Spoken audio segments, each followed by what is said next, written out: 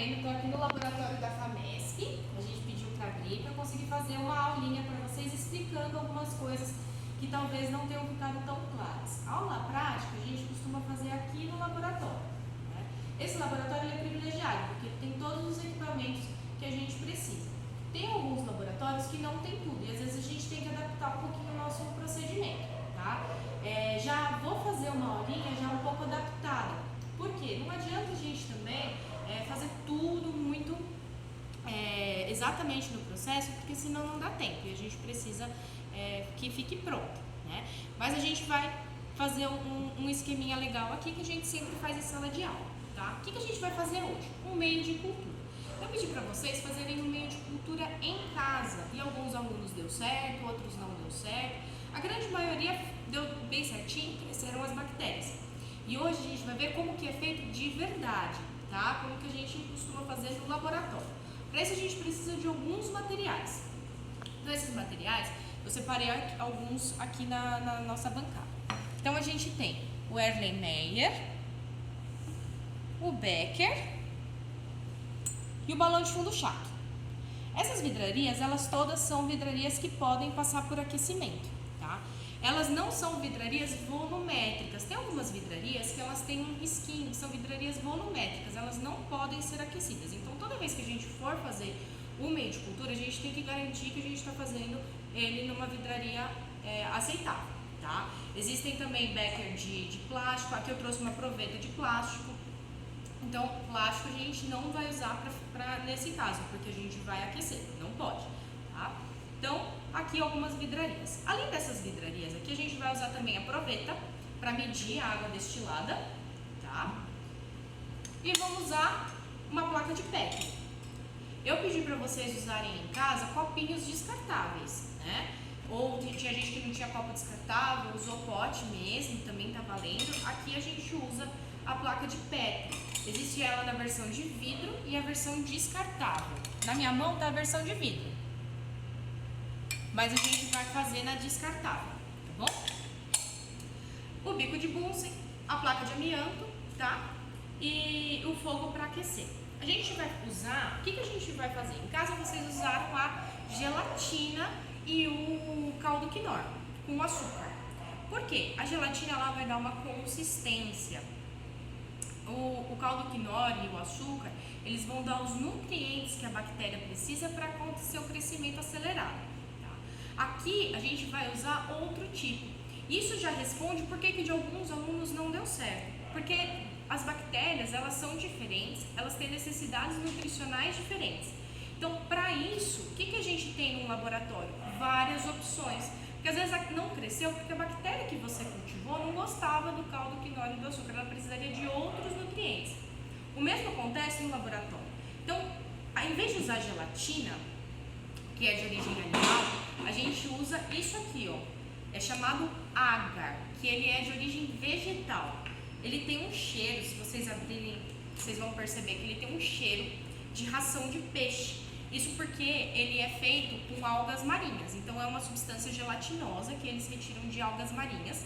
E dentro dessa substância, eles acrescentam uma série de nutrientes para as bactérias. Então esses nutrientes vão alimentar elas e proporcionar o crescimento, tá?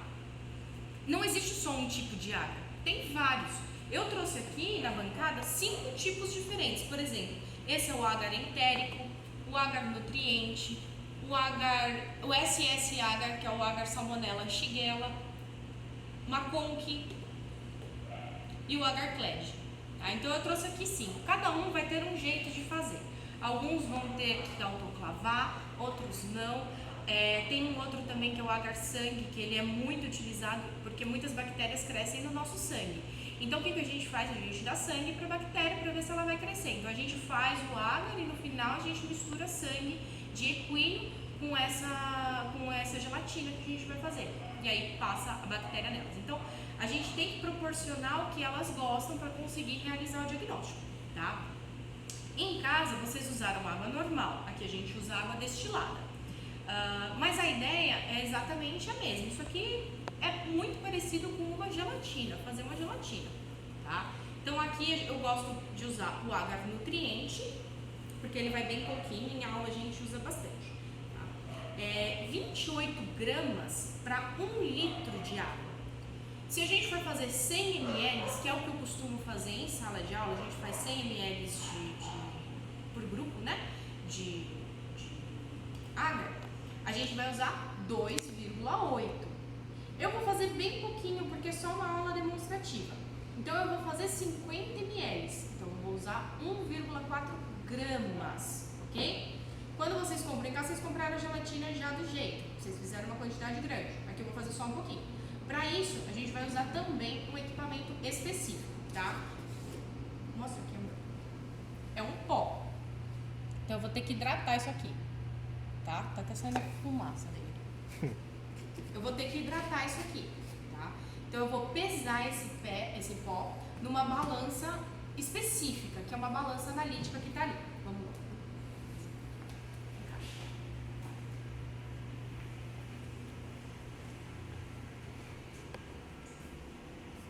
Essa aqui é a balança, tá? Então ela tá desligada. Pode mostrar a balança. Tá desligada. A gente vai ligar ela aqui. E essa balança ela é super sensível. Então ela tem que ser manipulada fechada, tá vendo que ela tem portinhas, ó. Porque só o vento, se eu bater na bancada, ó, ela já varia. De tão sensível que ela é. Então ela vai medir em gramas. Eu deixei separado um papel alumínio pra gente conseguir pesar. Porque eu não vou colocar direto aqui. Eu posso colocar ou num vidro de relógio, ou num papel manteiga, ou algum outro papel adequado pra gente fazer a pesagem, tá? Então a gente abre, coloca o papel. Só que nesse caso, o papel ele pesa meio grama. E eu só vou pesar 1,4. Então não me interessa meio grama. Eu preciso desconsiderar isso daqui. Então eu vou apertar esse botão T de tarar. A gente vai tarar a balança. Isso zera ela e desconta o valor do papel, tá? Para pesar, a gente abre os dois lados da balança, pega uma colher, uma espátula, alguma coisa, coloca o agar aqui dentro. Porque se eu pegar aqui, eu vou fazer isso. Aí eu vou sujar toda a minha bancada. E isso aqui gruda. Depois ele é ruim de sair. Essa gelatina, ela começa a melar tudo. Então a gente coloca aqui e vai medindo 1,4 gramas. Ó, passou um pouquinho.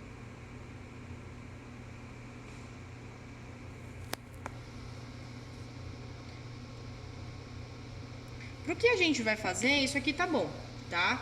Ele não precisa, já tá 1,4, 1,45, né? Já tá certinho.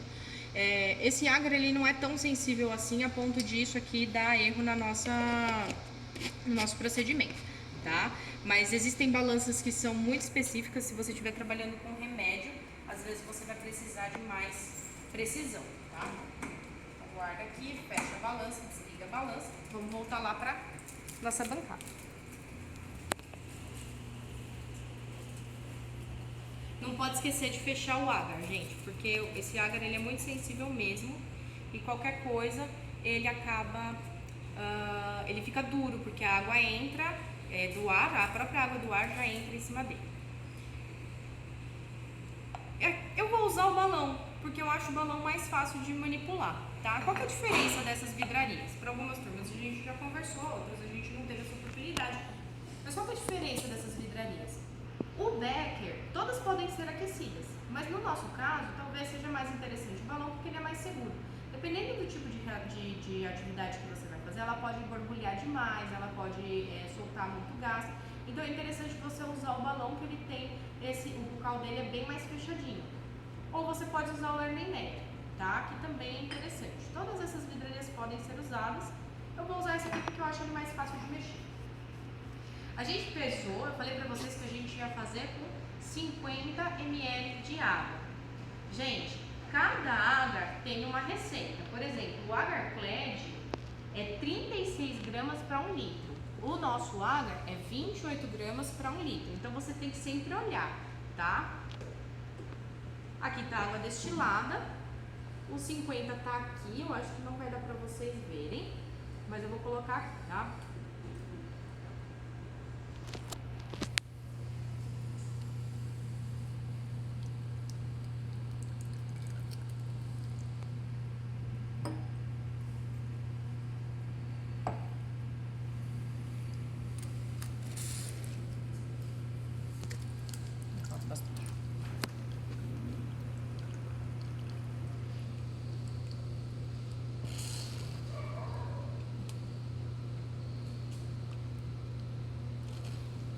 Lembrando que pra gente ver onde que tá, a gente olha, a gente sempre coloca a vidraria na altura dos nossos olhos, tá? E aí a gente preenche, porque tem aquela linha, se eu olhar de cima pode parecer que ainda não deu, e se eu olhar de baixo pode parecer que já passou, se eu olho assim pode parecer que já passou, se eu olho assim, às vezes eu acho que ainda não deu. Então tem que sempre colocar na linha dos olhos, ou você apoia na bancada e agacha, ou você coloca na linha dos olhos, tá bom? Despejo aqui e despejo o nosso água.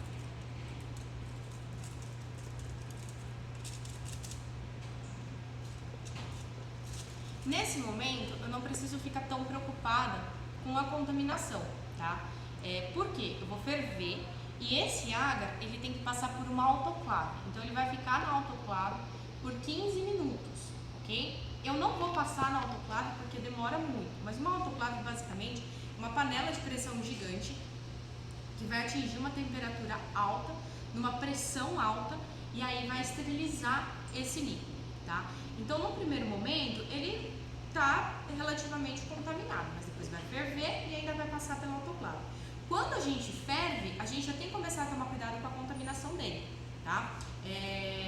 Porque a gente vai usar ele sem autoclave. Depois que saiu da autoclave, muito mais. Então, a gente não pode encostar. Por quê? Senão ele vai apresentar, por exemplo, a contaminação da minha mão. E eu não vou conseguir fazer o diagnóstico do cachorro ou do gato que a gente está querendo, certo? Vai fazer o diagnóstico do que eu tenho. E isso não faz o menor sentido, só por causa de um agar contaminado, tá? Esse agar, coloquei só um pouquinho de água, ele vai derreter. Então, enquanto ele está aqui, ele tem um aspecto arenoso. E isso não interessa pra gente, é porque ele ainda não tá pronto. Quando ele fica pronto, ele começa a borbulhar e aí ele vai adquirir um aspecto bem translúcido, parecendo um xixi, tá?